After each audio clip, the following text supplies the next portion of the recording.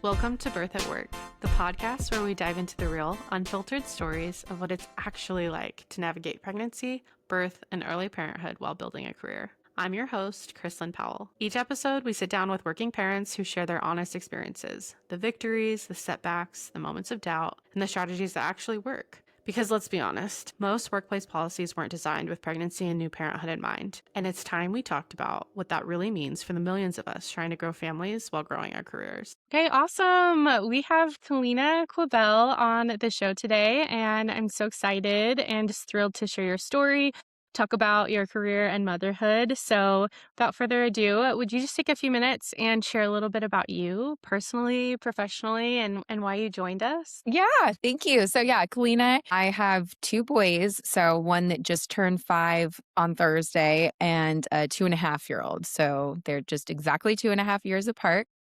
I live in Nevada, which is a city a little north of San Francisco in the Bay Area. And I started my career in recruiting, more the people ops space, and then transitioned into wellbeing consulting. So working in the benefits brokerage world. And then beyond that, as we'll talk about today, since left that job when my second was born to do consulting and start a side project, which has become the website and community of Both, which is helping working parents navigate their own transition into parenthood and beyond, and trying to find and sustain a career or career breaks alongside of it. So it's been a great journey from Seattle originally and have moved a little bit along up and down the Western coast.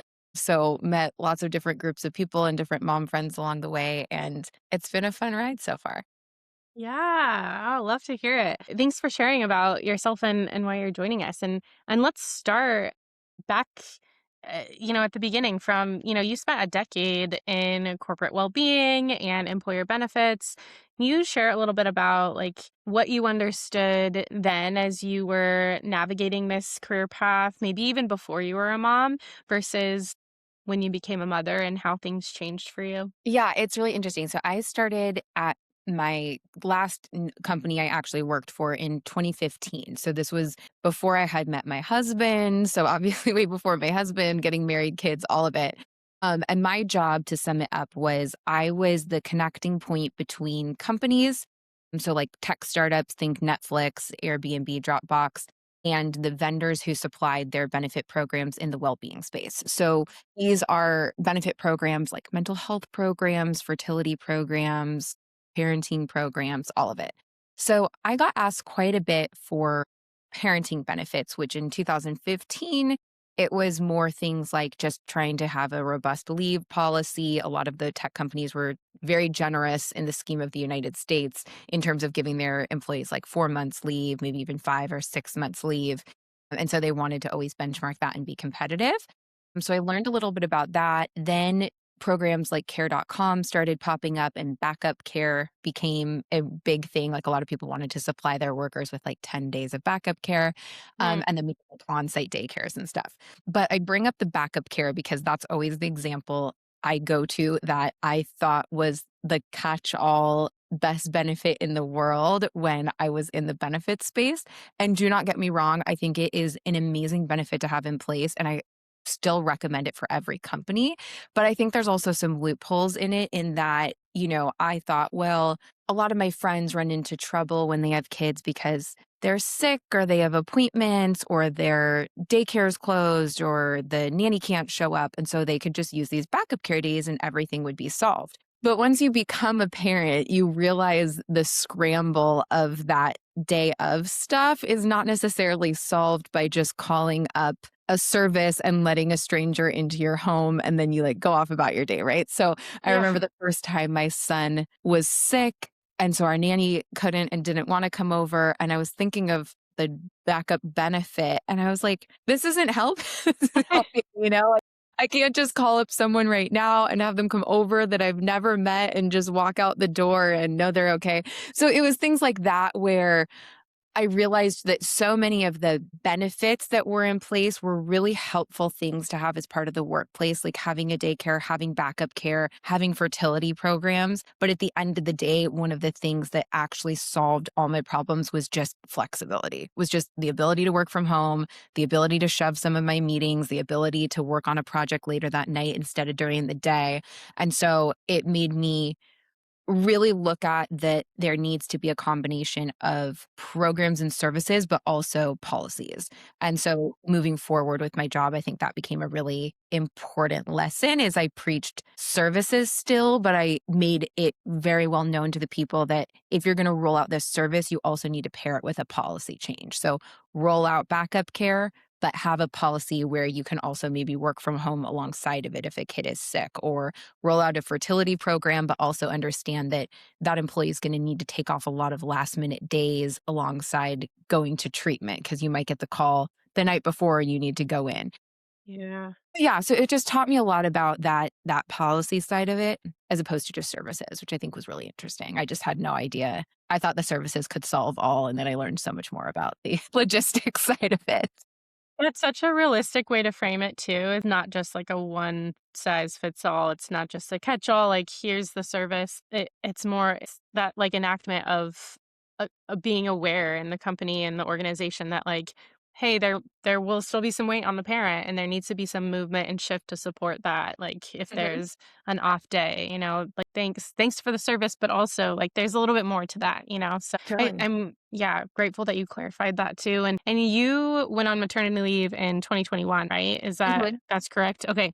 And your company was fully remote at the time. Yeah. So I'm sure there was like just take us through that experience. There was probably some awareness that came up as far as like what flexibility really looks like, policy versus practice, and just walking through that. Like talk about the dynamic there. Yeah, totally. So by the time I got pregnant, I'd been at the company a little over 5 years, like just about. I got pregnant in June of 2020. So our company had, forcefully gone remote like everyone in March of 2020. And then June was sort of the time, maybe naively, we were the group of naive, but I was like, I'm pregnant, but we'll be back at work in a month. Yeah, wow. And we were not, so I continued to go on, and my entire pregnancy, was remote. So Mm. I very quickly learned and appreciated and quite frankly was astonished that any of my colleagues made it to the office every day. Like, I was laying on the floor, I was eating grilled cheese off camera and, like, getting back on meetings, like, I was wearing sweatpants every day. We lived we worked in an office where, people dress pretty business attire, like heels, skirts, and I can't even imagine doing that. So it gave me a new respect for women who do commute, go into the office, dress up, show up in a conference room because I was not in that state to be able to do that. So I really, really appreciated the work from home. I mean, of course, there was I think the emotional negative side of it where it's kind of sad that no one saw me pregnant, like as much as I think people don't want you touching their belly, like a lot of people didn't even know I was pregnant until I would stand up or I would forcefully like tell them that I was. So there was like an emotional side to that, but at the same time, it was so nice to be remote during it. But it also, when we were thinking about the childcare thing, that looked really different for us because most of the parents I had talked to prior to 2020 had signed up their kids for daycare. They were usually doing like early and extended drop off in order to make it into the office by 7 a.m. and stay till 5. And daycares just weren't taking kids in 2020. So we had to kind of pivot and find a trusted nanny that could be in our, what did they call it, bubble circle, our trusted group during COVID, and really think about what that would look like. But doing the math, it saved us so much money because instead of leaving the house at 6 a.m. to get into San Francisco or even San Mateo beyond and then coming back, I was instead of getting a nanny from like 6 to 6:30, I only had to get a nanny from like 8:30, like 5 minutes before my meeting started, to 3:30 when I could sort of time naps and do things. And so it was an astronomical cost saving. And then, of course, I was nursing and being able to do that in the home or have her come during feeding times or even just, only pumping a couple times a day from my computer or from the side room saved a ton of that. So I talked to moms who had to go in during that postpartum period.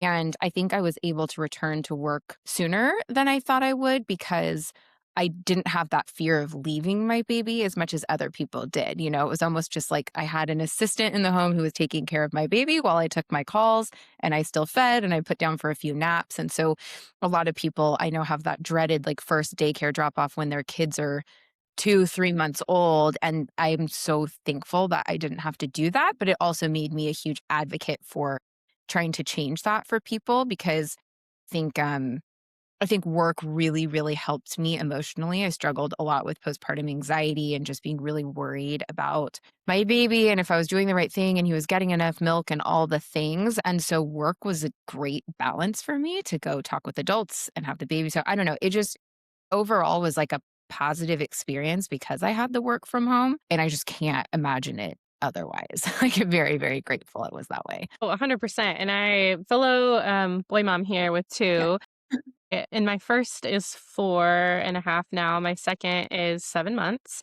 But I had a similar experience with my first as well, where luckily and gratefully had a remote job. And so coming back after and during postpartum, it was quite a bit easier nanny wise. And also, just working. Like I didn't ever have that experience where I had to drive him somewhere and leave him Right? until, like he was of age to go to preschool. And then that Yeah. was like a whole another thing, but we found yeah, you find a lovely preschool, all that, but he did get to a certain point where it's like, okay, he needs to socialize. Right, right, right. But yeah, like as a baby, it was yeah, I just appreciate you sharing that because it is a totally different dynamic, but having actually experienced it myself as well, that is kind of what lit a fire in me too. That was like, okay, I need to advocate for other people because this is amazing. Like this is a Right? great opportunity and a lot of my friends didn't have that either. So Yeah. it's quite a bit different. And also, so leaning into a little bit more about your leave and the company policy, I'm wondering if you'd be able to explain a little bit about how that worked because from what I understand, at the time when you were taking your leave, you realized that the leave policies that your company honored were based on the state policies. Is that Mhm. right? So walk us through a little bit about what that means and kind of like the light bulb moment for you of like, maybe we can change some of this. Yeah, yeah. So I live in California because since I know probably all of your listeners don't. So I live in California, and more specifically, I lived and worked in what was considered the San Francisco County. And so what that meant is we have a much richer policy than most of the United States. So we were eligible for a few months of paid leave. We had additional bonding leave after that. So you could take almost up to 4 months with the way my company policy worked, San Francisco worked, this worked on top of this. Like there was a whole puzzle piece working together. So our leave policy at the company was around 4 months. And then it was just sort of like, your 4 months ended on Friday, you returned to the office Monday, and your job was back. And obviously they ramped you up, but it was just full time right away. Yeah.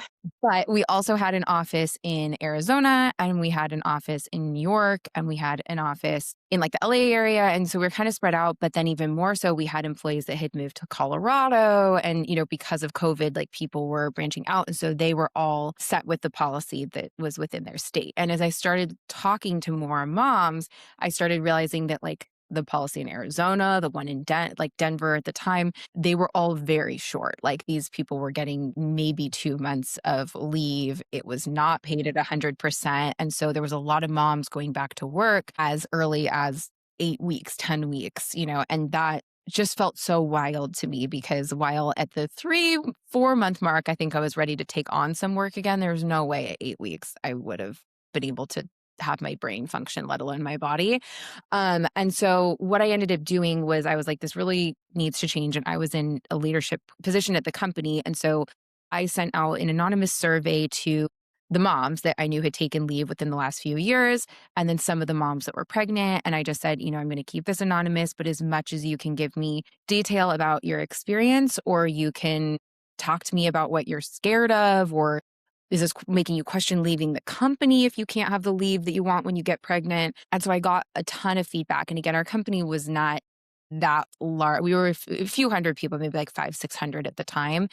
So big, but not like this massive company. And so I luckily had a relationship with our leadership team and CEO where I brought it up to them that I thought we should really adjust our policy, especially for these other states and cities, because people were coming back too early. And it wasn't just that they were coming back too early, it's that I think their work was showing that they were there too early. These were people that felt like they were failing at their job, they were dropping the ball, and it's just because they weren't physically and mentally ready to be back at work. They were actually really receptive to it. I don't think the company ever had bad intent about not changing the policy. I think they just didn't realize like how short it was in those places and how hard it was for those women. And so, yeah, so we made a big change to our policy. And the part that I actually loved the most was not only extending the amount of leave time, but offering suggested ways to go back, which is something I highly Mm. recommend. So there was an option to take like the longest possible leave, which was up to 6 months, and then just kind of returning full time. There was a separate option to take about 4 months of leave and then return on like a part time basis, including remote. And then there was like two other options that people had that included things like remote work or just like a way to come in for a month and then take a few weeks off. So, and I think that's great because you're going to get some people who want to take like the full extended time. 2 of those months of the 6 would have been unpaid. So that's a certain group of people that can afford to do that financially and want the full. And then there's other people that like 4 months was good and they were ready to return and kind of stagger their time being, which was what I like doing. Like I wanted to go back at 4 with my first and just kind of ease my way back into it because I was scared to return full time. Mm. So yeah, it was great. And it was a big learning that like I really do feel that if you are in a leadership position and you have any sort of power or sway with the policies that are made of your company, I do think you have an obligation to do that. Like, there's a lot of people who were in lower positions than me or were new to the company and didn't feel like they could speak up. And I really found it important that those of us that did have a better relationship with our CEO and with our leadership team voiced their opinions for them. And so I love seeing more and more moms in leadership and dads for that matter talking about this because yeah, it makes a big difference what the management can do and make change for people. Yeah, well, I think you framed it in a way that they can understand too, right? That it makes sense for the company to be making these changes because, from a financial perspective, it's actually costing the company if these parents are Totally. returning too early, right? Like you Yeah. said, Yeah. quality of work and, performance and probably communication that is or isn't happening between the teams. Like, it's really financially more lucrative for the company to make these changes. And across the board, like, also, it's so refreshing that you said you created different pathways for the parents and Mhm. were able to explain to them how this would work if they did return and have like suggested ways of doing it. Because I think oftentimes what happens with parents who are about to take a leave is at least what I've heard frequently and having experienced it as well as oftentimes an HR team will share the policy and a phone number to call, right, with the leave support that's like, "Okay, figure it out yourself." And most times a manager who is unfamiliar with leaves, maybe they're not a working parent or Yeah. haven't gone through a leave themselves, they're not super helpful either. And so it's Right.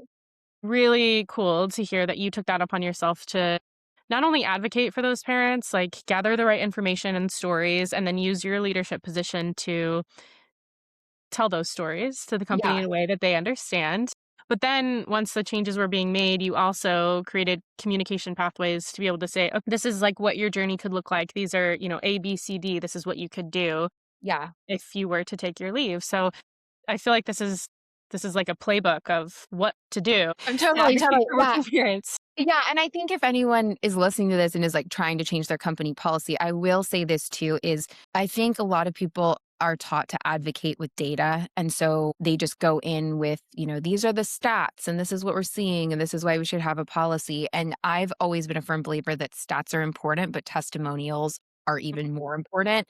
And I Yeah. think if you're trying to ever advocate for something, you should get the data, like this many people at our company are pregnant, or these are the nationwide stats, or whatever. But you also need those quotes that are like, I've been here for 6 years as a high performing individual, and I've actually looked at jobs outside the company because our leave policy is bad. Like, that gets leadership's Yeah. attention. And so, yeah, I just always like call that out because I think the testimonials I gathered in the quotes from people submitted to me anonymously were like the big eye opener for our leadership team. Yeah, and I think that anonymously is key too, that having that element of psychological safety where they didn't feel their job was at risk if they shared that information with you. And also, like, you were the one that was compiling the results and storytelling this, right? Okay, here's the collective feedback of what is happening within the company.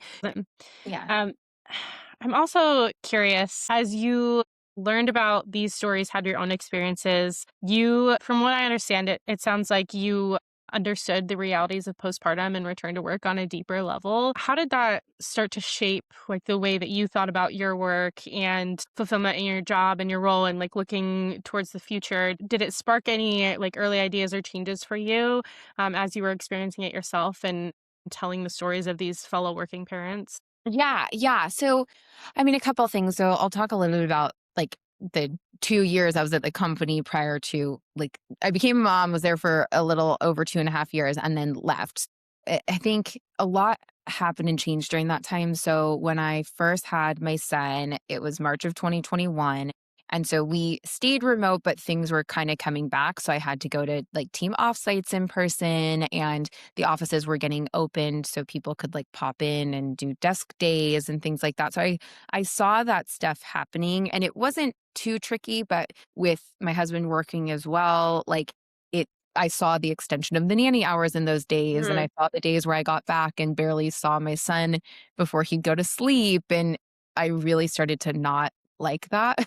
Of course, Yeah. like, I felt like I wanted more time, and as it grew more and more with people going into the office, I kind of saw the writing on the wall that by the time, because I was pregnant, by the time I had my second, I would probably be in the office about 3 days a week. So, childcare would look different if that happened, and I would have 2 kids I was trying to divide my attention with, and so I really started to reflect on what I wanted that to look like and what sort of balance I wanted to have, because 2 things were happening. One, I was feeling a need to go into the office more, so I knew my postpartum with the second would look different, but I also had a 2.5-year-old, and it wasn't this, like, newborn blob anymore. Like, he was talking, he was asking me for things, he was also having tantrums, so, like, I just saw how much more I needed to be involved in his life, and, like, what the come down from daycare looked like and what our bedtime started to look like. Like, it just gets more complicated, and your kids just need different things from you. And it wasn't that I regretted going back to work after my first by any means. Like, I had a great experience. I learned a lot about flexibility. I think he thrived going to his preschool, all of it. But at the same time, I saw how fast it went by. And I was like, if I'm going to have another, I just want it to look different. I just want to be more present in the way that I was at home for the first, but even more so like less work, less stress. So yeah, so I just started talking to a lot of moms who had left and done that. And I didn't know too many because a lot of my friends were working in a dual working household, both parents working. But as I started to meet them, I found people who were doing consulting, who were doing fractional work and had taken a short career break and then gone back. And I just loved that. And it just made me think about like the whole postpartum experience, and that this shouldn't be such a light bulb moment, but I was like, I actually don't have to do the same thing I did with my first for my second. Like can do this differently. Like, I just did a Yeah. whole policy change, and like we have a great leave now, but I also don't have to do that if I'm not feeling the right thing. And so I learned and felt more confident that I didn't have to go straight back to work, and that if I left work, I could also always go back. And so I think getting all those stories and all of that just led me to realize that I could do things differently based on what my gut was telling me to do. So after my first, it was telling me to go back to work, and I did. And after my second, as I was pregnant, it was saying, do not go back to work, enjoy this time. And yeah, so I did. I quit for that, but I also knew myself that I'd go crazy if I was home 7 days a week with the children with like no help and no like work to be doing. So I also played around with the right amount of consulting. We can talk more about that. But yeah, I think it just I went with what I was compelled to do, and I'd done a really good job alongside my husband to prepare to allow that option. So I had saved a lot of money during the time that I was working, and we thought a lot about what it might look like if I didn't work for a short period of time. And so we had these conversations years in advance of me doing it. It wasn't just like I woke up and decided to do it. Yeah. So that helped me allowed me to have options, which I know not everyone has those options. So I'm always really grateful that I did, but I also always call out that we did a lot of the prep work to have the options. So it's just important to plan as much as you can. Yeah. No, 100%. And what I like too is that you mentioned that you didn't ignore those feelings that were coming up for you. You had these motherly instincts of like, I need more time. Like, I need more time. How do I do this? I can get creative and find other ways that are calling to me. And like you said, those conversations were something that had been flowing for a while with you and your husband of like understanding that life doesn't always just stay the same. Like, life and career are ever changing, ever Right. fluid. And so to be able to have that open channel of communication with him so that you could plan and, save, invest, whatever you needed to do to structure it so that that short or longer leave was possible is really cool. And I think that's what a lot of our listeners need to be hearing is that these changes are going to continue to come up throughout life, whether, whether it's the birth of a child or caregiving for a parent, whatever is popping up Yeah. is like having that open line of communication with your partner and being willing to plan for things in advance because it's harder to do in the moment when it happens, right? It's like, Totally, totally. And I think, and I think also is not feeling any guilt either way you decide things because I purposely didn't give my resignation prior to my second son being born or even partway through my maternity leave because I did not know how it was going to feel. Like before I had my first, I thought I was going to be someone who was going to like ask for an entire year off because I was going to love it so much. And then the factors of COVID, isolation, working from home, being at home all the time, I was so ready to go back to work at the yeah. 4-month mark. And so I didn't want to give my note, have my second, and all of a sudden be in this super dark place where I craved work again and be in panic. So, I let my postpartum experience evolved. I got my footing as a mom of two. And then I really solidified, like, okay, I'm ready to do this. And so I think that was important too, is, I didn't feel any guilt for not taking my company. A lot of people say, did you feel guilty taking maternity leave even though you didn't go back? And I was like, I didn't because I didn't know how I was going to feel. I took the leave. I very gracefully did a handoff. I worked for maybe a month doing past. I set up the whole thing so there was no ill feelings of any sorts. And I also think that, it obviously depends on the company, but when you're not leaving for a competitor, you're leaving for family. I don't think anyone can really fault you for that. And so, yeah, so I left on really good terms. And I also like felt really good about it by the time I gave my notice, as opposed to just jumping ship and hoping I was going to like Yeah. it. Yeah. No, that makes total sense. I feel like that's a smooth way to go about it. And I'm sure too, like from going from your first into your second, like you said, it's different dynamics. Like one was during COVID, another was, a few years out of COVID. And you also you change as a person with each child you Mhm. have too. And I'm sure your perspective changes over time. You learn more about the alignment or misalignment with postpartum and leaves and all of that. And so I'm curious, like those realizations that were coming to you, and what really hit you in the moment where you decided, like, okay, I need to step away, and also, like, I still want to work for myself in some capacity and advocate for other parents. Like, what was the tipping point for you where you were like, this misalignment is just so clear to me that I can't ignore that I need to kind of chase this route and Yeah. talk about it? Yeah, I mean, I think it happened leading up to my pregnancy. Like, I was starting to feel like my job was changing a little bit. I'd almost been at my company for 10 years at that point. And for anyone who's been in a job for a long time like that, you find that you're so intertwined in so many areas that even if you raise your arm saying, I need to scale back, I need someone to take off some workload, like it can never truly happen because you're so just involved in everything, especially in sort of a startup environment. And so I was feeling that like I was losing a little bit of control of my time and boundaries and everything, and that like I was probably at the very least going to need to change companies to sort of have like a fresh start or try to do Mm, like that. And so I started to think a lot about like what I wanted to do and what that would look like. And I also was just, my company was returning to the office. They were going to require days in the office. That was going to make me require my team to be in the office. And for a long time, I had built this bubble of such big flexibility because I had a lot of moms that worked for me. And it just felt misaligned, right? To be like, we're all moms, but like, let's get excited to go into the office. I knew they didn't want to. And so it was just hard. So I was just like, I really, if I'm going to be working, I want to be like fully aligned with the work I'm doing and be super excited about what I'm doing because every time I drop my kid off or someone comes over to watch him, what I leave him for needs to be like really worth it. Like, of course, there's the money aspect. So you have to have that. But I also like need to be fulfilled because if I'm unhappy in my job or I'm not directly aligned with like the policies, the mission, everything, then I'm just going to bring that back into the household. And in retrospect, I see how it came out in my personal life. Like, I didn't necessarily think I was that stressed out all the time, but I look back at bedtime, for example, and I was so impatient. I was so short. Like, I just needed him to go to bed so I could get back online. And like, I see that now.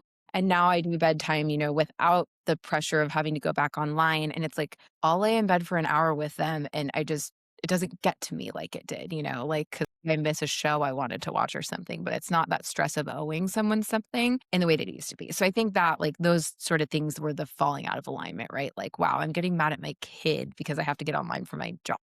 And so I really was like, I need something with less. And so yeah, once I had my second, I just knew it was time to test something out. And I actually played around with the hours while I was on maternity leave. So I used my maternity leave as sort of this trial period. Of course, I took like the first 8 weeks to do nothing, but because we had the covered 6 months, about Yeah. 3 months in, I was like, I'm just going to try like getting online like a couple days a week, like posting on like maybe working on my resume, like checking out some vendors and what they're doing, and just maybe having a few conversations with people. And I was like, I'm just going to do that on Mondays. And then I was like, this is good. Maybe I'll try Wednesdays as well. So then I started to think about our childcare and I was like, I'm going to have a nanny come over on Mondays and Wednesdays and see how this feels. And then my son got into a program where he was there Monday, Wednesday, Friday. So I was like, well, why don't I align my second child's with the days my first is in and I'll do these 3 days a week. So I was like, I tried that out. And so by the time I was ready to give my notice, I was like, I feel like I have a good groove on Monday, Wednesday, Fridays. And so I did that. But I only took on short contracts because I was like, I don't know how much this is going to change. And when your kids are young, they're going to different schools. They have different development periods. It's crazy. So Yeah.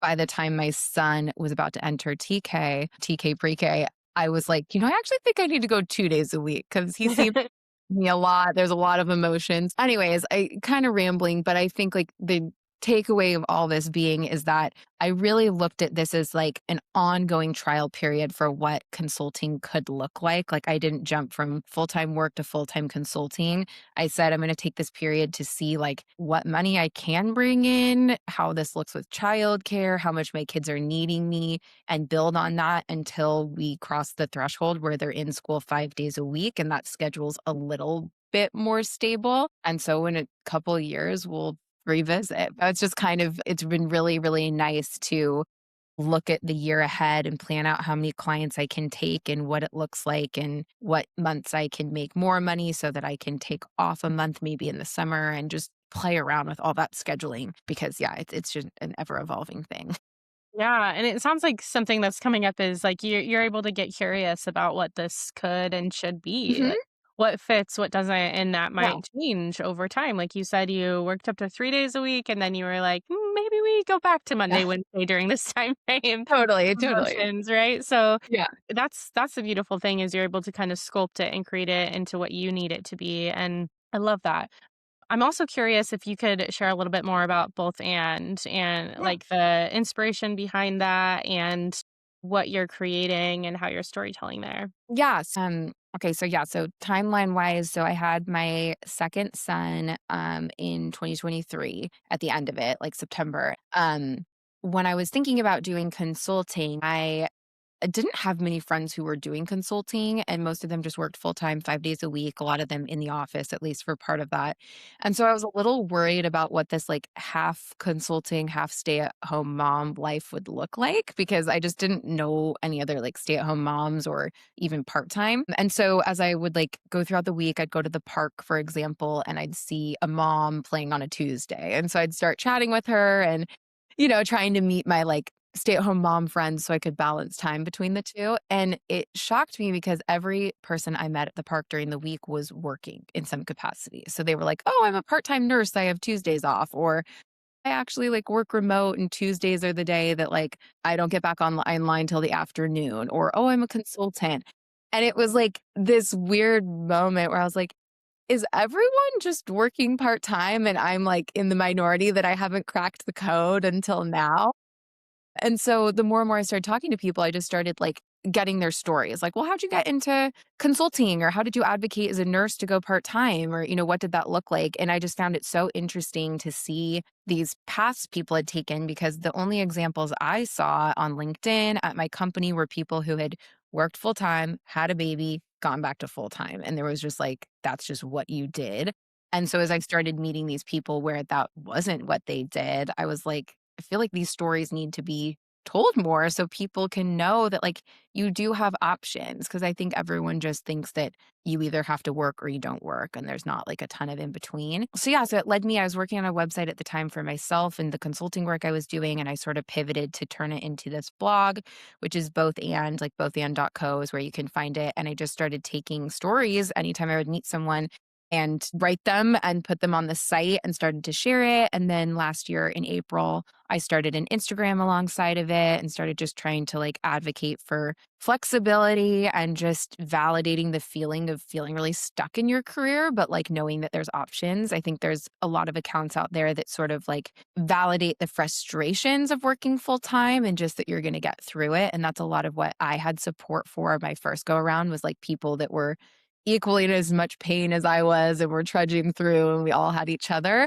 And then there was also accounts popping up, I think, alongside, like, I don't want to talk about the like trad wife thing, whatever, but like there was a whole phrase of it, right? So I think like stay at home mom, there's going to be like more validation for people who wanted to stay at home. But I was like, this is what I am finding is this middle ground, right? Like these people who are not working full time, they're not stay at home full time, they love their career, they love their job, and if it was up to them, they would work part-time in a heartbeat. And like, how do we tell those stories and, just find a place for them? So, yeah, so it's been really cool. Every time I meet someone who has had an interesting path or taken a break, I always just ask if I could write their story down and post it and share. And we've since tried to evolve into some workshops and things to help people. So, like, how do you start an LLC if you want to go consulting? How do you find your community if you take a career break and want to stay connected? Just kind of all of that. So, yeah, some exciting things coming up alongside of it. And right now I'm still consulting and just doing it on the side, but it's been a really fun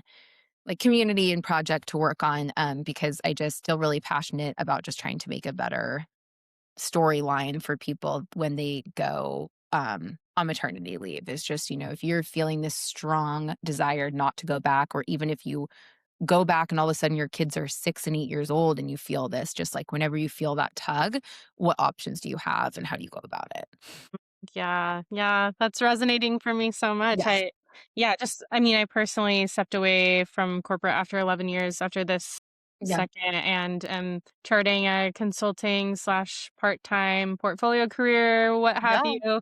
Trying to figure out, yeah, like what I really am passionate about and how I can help people. And I think it's really like kind of a cool opportunity. Not everybody gets it, but the way that you are taking this time to storytell and to provide examples for other people, like that's so important, because I think the way that people have the bravery and willpower to be able to say like, "Oh, I can change my life. I can change my Mhm. career. I can take other steps," is if they see someone else do it. Like there needs to be examples of this happening for other women and other working parents in order for them to feel like it's possible, right? So that's Totally, totally. Yeah, it's one thing to be like, you can do it if you want, and it's another thing to see quite literally how someone did it and operationally how they did it and emotionally what was hard about it. Like, I think that's sort of the missing picture for a lot of people is you can find a ton of courses on Instagram or all these things about getting started, but a lot of them are just logistics, not the emotional side, or there's just the emotional side, not this. So I think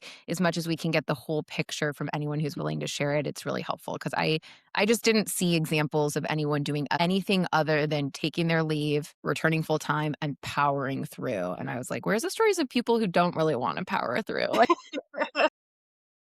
and that's hard because, like it's, you see all these books and podcasts, and they're always these big names that have become a mom and then they just crushed it. And those are the stories that sell. But I'm like, what about the moms that like want to kind of just like crush it at home and kind of crush it in their career and just sort of like make it through?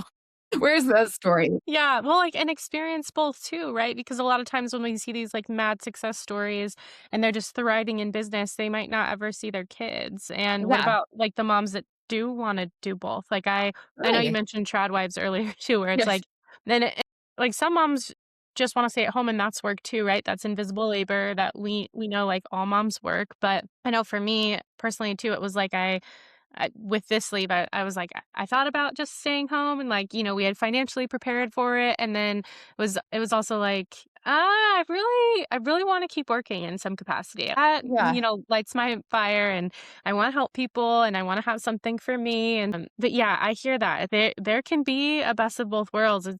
But at the same time, like to your point, I didn't want to painfully power through and miss my time with my kids. Cause yeah, my first was in full-time preschool and we didn't see him a lot, totally. it made me sad.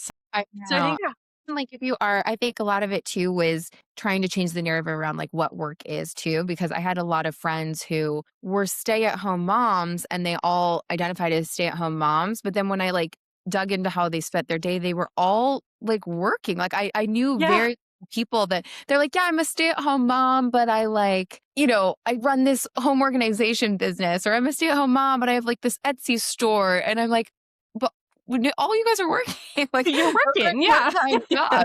So I think it Yeah. was also, like, with the both and too, it was also calling attention to that, right? Like, of course, if you were like, when I was entering the beginning of my stay-at-home mom period with a 2.5-year-old and newborn, like, and neither of them were in school, like, that is a full-time job. But I think a lot of people, once their kids go into the school-aged years, whether that's preschool, elementary, beyond, they do have this time during the day and they're usually doing something, whether it's like volunteering at the school, so yeah, so I think it's also like changing that too, where I'm like, you need to call attention to that work you're doing because you are.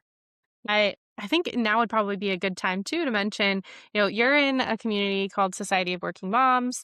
Yeah. I'm a part of it as well, and I understand, like, through that community, you met Kelly. Yeah, it's so exciting. So speaking of like meeting moms with like interesting career paths. So yeah, Kelly and I met and we're both in the Bay Area. So we started syncing up about the work she was doing, which is a lot of like advocating and sharing actually on LinkedIn, part-time roles and flexible roles, just like trying to bring attention to anyone who is hiring for roles that are very parent friendly from that flexibility standpoint. And one of the things that we both really bonded over was this idea that there's not really enough education for exactly what we've spent this whole podcast talking about, this sort of like in between area of people who are feeling stuck, wanting different paths, wanting different options. I think I always have appreciated and seen some really great content about like leaning into full time and content about like fully leaving and things like that. But most of it's related to like how to excel in your job. And we wanted it to be more like, how do you excel as a mom? Like, it's not just about into your company, it's about like finding what fits right for you. So we decided to do this virtual summit. It's called the Career, Care, and Community Summit, with the concepts of care, community, and career being like the three pillars of what we're talking about. And so really having like a bunch of cool sessions. We'll talk a little bit about like returning from leave and what that looks like. So the first day is kind of really about like, the powering through with purpose in a sense. So like returning to your job and not just like pretending you're not a mom, but like returning to work and understanding how to find balance, how to set boundaries, how to still take on opportunity and show that you're a great employee, but also how to make sure you're doing it alongside feeling like you're having a fulfilling time as a mother. And then the second day is kind of the both and day. So that's a little bit more about like, how do you explore consulting work? What does it look like to take a career pause and return? Like all of those different things. And then the third day being a little bit more about the like logistical side, like how to get set up with fractional work, um, how to really think about the operational side of your business, just, I don't know, a bunch of stuff like that. And then we have another day of like sound bath stuff and just self care and everything in between. So it's going to be really cool and exciting. And a big thing Kelly and I were really set on as well is we did set a price point. It starts at $25. So we wanted everything to be like really affordable and accessible. But even for that $25 ticket, we're giving a percentage of the proceeds to the Labor Club, which is a nonprofit that helps women who are pregnant or newly postpartum if they get laid off. Because as you've probably seen in the news and even probably have friends, like there are a lot of people who get laid off, and I can't imagine a worse thing than getting laid off during a period where you're just like trying to enjoy the fact you're about to have a baby or you just had a baby and now you have to job search. So, yeah, we want to just build this community around the whole thing of moms who are being supportive of career paths and then also like empowering people who need help in that as well. It's incredible. I think it's so needed.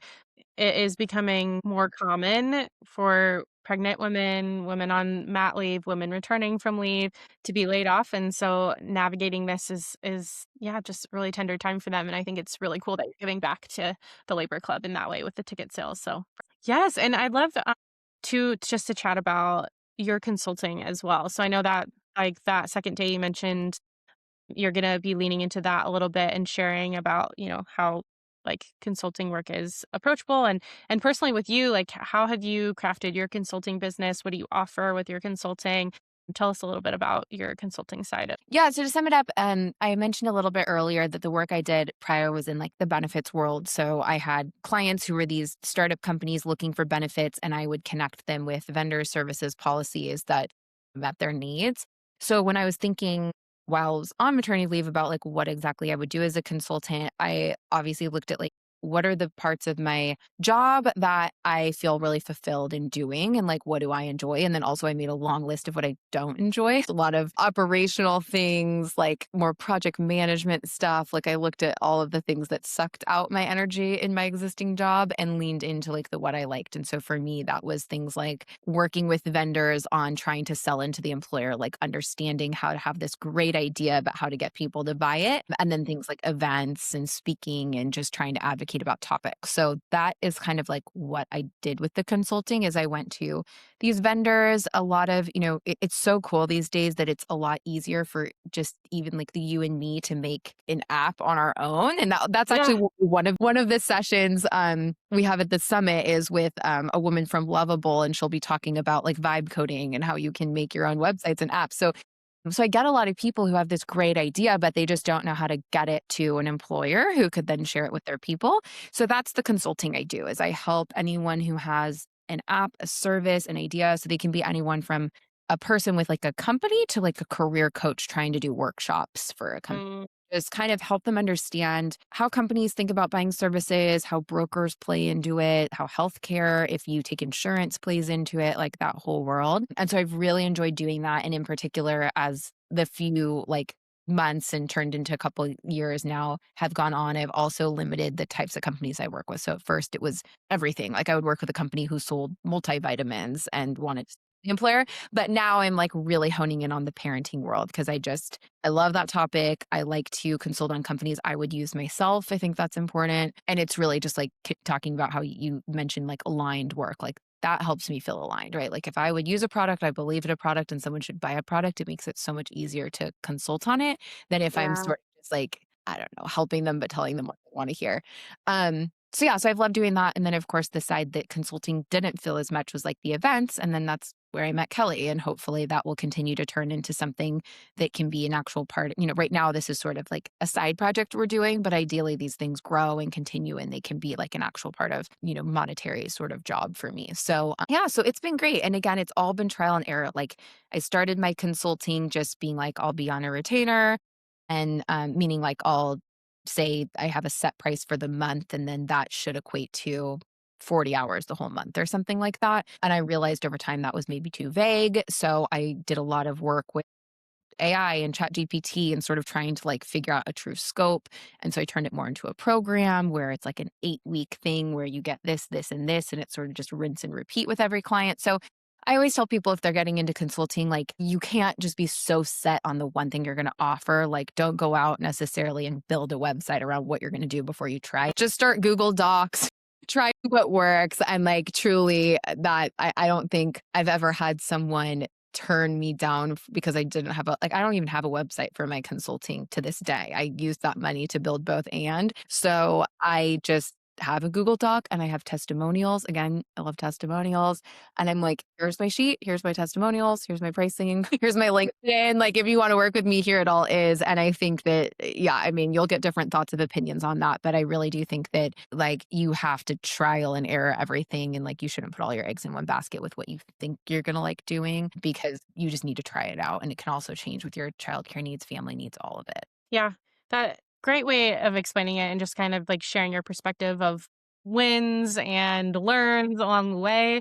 I think in this like just day and age, it's important to be able to be nimble, be like centered on human connection and the stories that you keep mentioning that you're like championing those people and the brands that you really connect with and you get. And also just continuing to check in with yourself. Like, what are my foundational values? Does this align with me? Is this something I'm passionate about? Can I, do I feel energy here? And I feel like that's a common theme that you've been chatting about is just like, how am I telling these stories that are important to me? What brands am I working with that matter?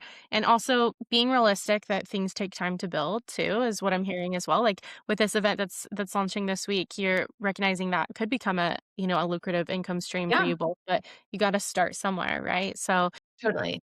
just really, really cool. But I know that we've chatted about a number of different ways that you're involved with the different offerings that you have. But if you could sum it up, like, we always like to end these conversations of ways that we can support you. So, what are some action items for our listeners of where we can find you, how we can support you, just to recap on that? Yeah, yeah. So on the both and front, I think following along with that, I'm on LinkedIn, Instagram, and the website, and it's all bothandco. So you can check out the stories on the site. My call to action would be if you have a short story or you know someone, like please share it. Like that's my biggest focus right now is just like collecting stories and growing that vault so that we can help people find more of their experiences. Like my goal is to not just have stories of people in like the tech office space, but people who are nurses and people who are lawyers so that eventually you can search and really find someone that matches your persona. So that would be amazing. And then following along the Instagram and things like that, because the more people I get to be part of the community, the more I can get sponsors and people to do workshops that don't cost the end user anything. So that's like my goal is I want to keep things as free and low cost as possible. And then consulting wise, like if you do have an app, a product, if you're a career coach, like whoever is trying to sell into the employer, you can just find me on LinkedIn. So just send me a note or a request and I can always help you out there. And as we're closing too, what hope do you have for future working parents? So my hope for future working parents is that like in the next, not even like decade, but in the next few years that we see self-employment become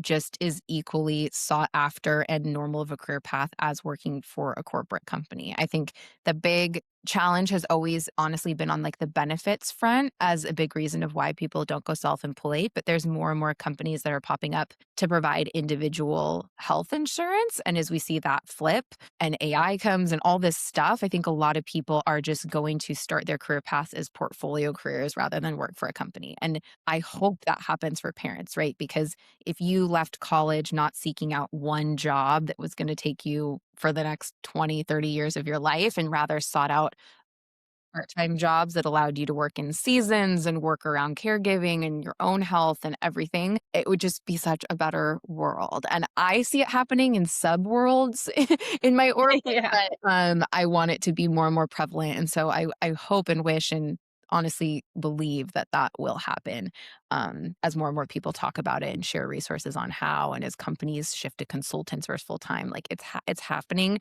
but we just need more and more people to join on it and advocate for it and be managers who hire contractors and all sorts of things. Yeah, I believe in that too. And I think that vision is coming to life because of people like you. So thank you so much for joining us. It's been a wonderful conversation and we just loved having you here today. Yeah, thank you. Thanks for having me too. That's a wrap on today's episode of Birth at Work. If our topic resonated with you, I'd love to hear about it. Connect with me on social or via email. Your experiences and questions help shape future episodes. Remember, you're not alone in this journey of balancing career and family. Every challenge you're facing, someone else has navigated too, and every victory you celebrate, big or small, deserves to be recognized. If you enjoyed this episode, please subscribe and leave us a review. It helps other working parents find these conversations when they need them the most. And if you know someone who could benefit from hearing these stories, please share this episode with them. Until next time, remember, you don't have to choose between your career dreams and your family dreams. You're already proving that every day. Thanks for listening to Birth at Work. I'm Krislyn Powell, and I'll see you next time.